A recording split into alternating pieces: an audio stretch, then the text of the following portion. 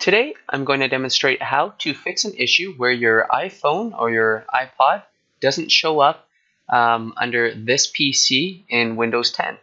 So we'll get started by opening up this PC.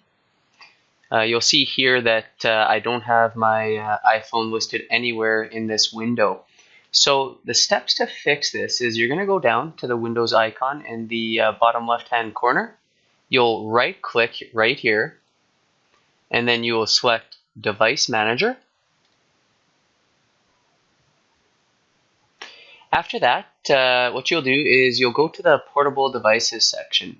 You'll notice that there is a device under Portable Devices. It might say Apple iPhone, it might say MTP IP device, it might say MTP something or other. But what you're going to want to do is you'll right-click the device that's listed there, no matter what the name is. You'll select Update Driver, and then you're going to select Browse My Computer for driver software.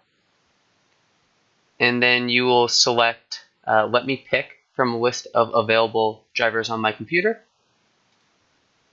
And then you'll select the MTP USB device text here, and you'll click the Next button. You'll let it install the proper drivers, and then you'll close this window.